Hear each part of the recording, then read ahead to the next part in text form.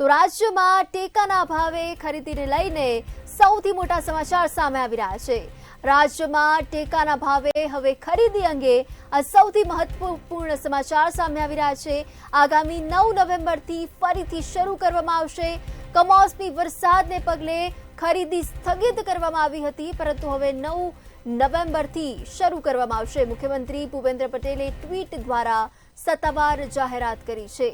જણસીઓના ટેકાના ભાવે ખરીદી કરવાનો આખરે હવે નિર્ણય લેવામાં આવ્યો છે। સીએમ ભૂપેન્દ્ર પટેલે ટ્વીટ કરીને સત્તાવાર જાહેરાત કરી છે। મગફળી, સોયાબીન, મગ તેમજ અડદની પણ ટેકાના ભાવે ખરીદી કરવામાં આવશે। તેમજ સરકાર એ ખેડૂતોની હિંમત બનીને આર્થિક સહાય માટે પ્રતિબદ્ધ છે। સીએમ આગેવાનમાં મળેલી બેઠક બાદ આ નિર્ણય કરવામાં આવ્યો છે। ખેડૂતોના હિતમાં આ નિર્ણય લેવામાં આવ્યો છે। મુખ્યમંત્રી ભૂપેન્દ્ર પટેલે ટ્વીટ દ્વારા સત્તાવાર જાહેરાત કરી છે અને આ જાહેરાતથી ખેડૂતોમાં ઉત્સાહ જોવા મળી રહ્યો છે। જણસીઓના ટેકાના ભાવે હવે ખરીદી કરવાનો નિર્ણય લેવામાં આવ્યો છે। 9 નવેમ્બરના રોજ ટેકાના ભાવે ખરીદી કરી શકાશે, જે સ્થગિત કરવામાં આવી હતી, પરંતુ હવે 9 નવેમ્બરથી તેની ફરી એકવાર શરૂ કરવામાં આવશે। તમારા સંવાદદાતા ઉજ્જવલ વ્યાસ ફોન લાઈન પર જોડાઈ ચૂક્યા છે। જી ઉજ્જવલ, સીએમ ભૂપેન્દ્ર પટેલે પણ હવે સત્તાવાર જાહેરાત કરી દીધી છે। ટેકાના ભાવે હવે ખરીદી 9 નવેમ્બરથી શરૂ થવા જઈ રહી છે। આ અંગે શું વધુ વિગત છે?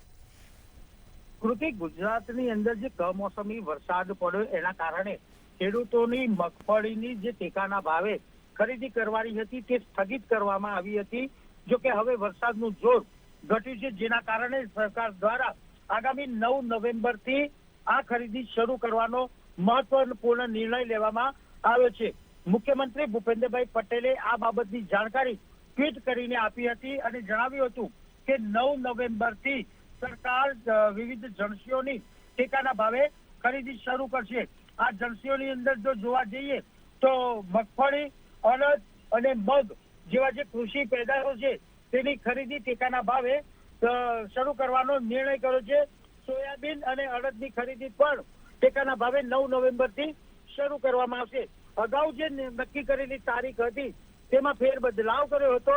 સરકારે વિવિધ બેઠક કરીને સમીક્ષા કરી અને આજે આખરે એવો નિર્ણય કરવામાં આવ્યો છે કે ખેડૂતોને જે વિવિધ કૃષિ પાકો છે તેને ખરીદી માટે જે ટેકાના ભાવે થશે તેની શરૂઆત 9 નવેમ્બરથી કરવાનો મહત્વપૂર્ણ નિર્ણય લેવામાં આવ્યો છે। અને સાંજે 3:30 કલાકે કૃષિ મંત્રી જીતુભાઈ વાઘાણી આ બાબતની વિશેષ પત્રકાર પરિષદમાં વિસ્તૃત માહિતી આપશે તેવી વાત સ્પષ્ટ થઈ રહી છે। જી બિલકુલ, સમગ્ર માહિતી બદલ આભાર।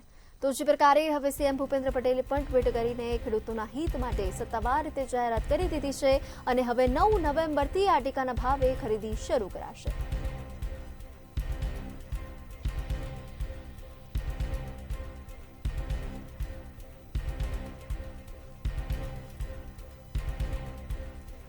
તો આગામી 9 નવેમ્બરથી હવે ફરી એકવાર ટેકાના ભાવે ખરીદી શરૂ કરાશે। ખેડૂતોના હિત માટે આ નિર્ણય લેવામાં આવ્યો છે। ત્યારે કમોસમી વરસાદને પગલે જે ખરીદીને સ્થગિત કરી દેવામાં આવી હતી, પરંતુ હવે 9 નવેમ્બરના રોજ ફરી એકવાર ખરીદી શરૂ કરવામાં આવશે। ટેકાના ભાવે ખરીદી કરાશે। જણસીઓના ટેકાના ભાવે ખરીદી કરવાનો આખરે હવે નિર્ણય લેવામાં આવ્યો છે। સીએમ ભૂપેન્દ્ર પટેલે સત્તાવાર જાહેરાત કરી દીધી છે। ખેડૂતોના હિતને પગલે આ નિર્ણય લેવામાં આવ્યો છે।